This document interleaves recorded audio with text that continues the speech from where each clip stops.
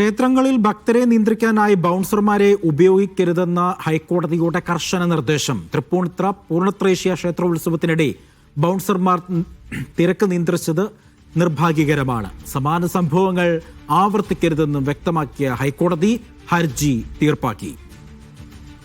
അഹമ്മദ് മുജ്തബയുണ്ട് വിവരങ്ങൾ നൽകാനായി. മുജ്തബ, എന്തെല്ലാം കാര്യങ്ങളാണ് ഈ വിഷയവുമായി ബന്ധപ്പെട്ട് ഹൈക്കോടതി പരാമർശിച്ചത്? മറ്റു വിശദാംശങ്ങൾ. മരട് സ്വദേശി പ്രകാശ് സമർപ്പിച്ച ഹർജി തീർപ്പാക്കിക്കൊണ്ടാണ് ജസ്റ്റിസുമാരായ രാജ വിജയരാഘവൻ, KV ജയകുമാർ എന്നിവരടങ്ങിയ ദേവസ്വം ബെഞ്ചിന്റെ ഉത്തരവ്.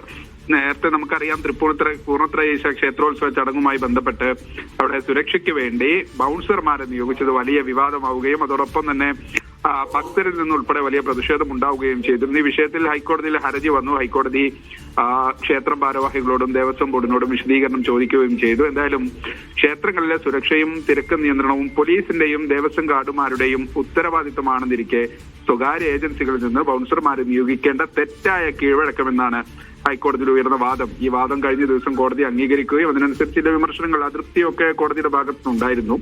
ഇന്ന് ആ ഹർജി തീർപ്പാക്കിയിരിക്കുന്നു. ഹർജിയിലെ ഏറ്റവും സുപ്രധാനമായ ചില നിരീക്ഷണങ്ങൾ കോടതി ഒരു കോമൺ ഓർഡർ എല്ലാ ക്ഷേത്രങ്ങൾക്കും ബാധകമാവുന്ന രൂപത്തിലാണ് പറഞ്ഞിട്ടുള്ളത്. ക്ഷേത്രങ്ങളിൽ ഭക്തരെ നിയന്ത്രിക്കാൻ ബൗൺസർമാരെ കർശനമായി തന്നെ ഹൈക്കോടതി വിലക്കുന്നുണ്ട്. ഒപ്പം തന്നെ ഈ സംഭവം നിർഭാഗ്യകരമാണെന്നും കോടതി ചൂണ്ടിക്കാണിക്കുന്നു. മേലിൽ ആവർത്തിക്കരുതെന്ന് താക്കീത് നൽകിക്കൊണ്ടാണ് ഹർജി ഹൈക്കോടതി തീർപ്പാക്കുന്നത്. അജി, ശരി, മുജിതബയാണ് വിവരങ്ങൾ നൽകിയത് കൊച്ചിയിൽ.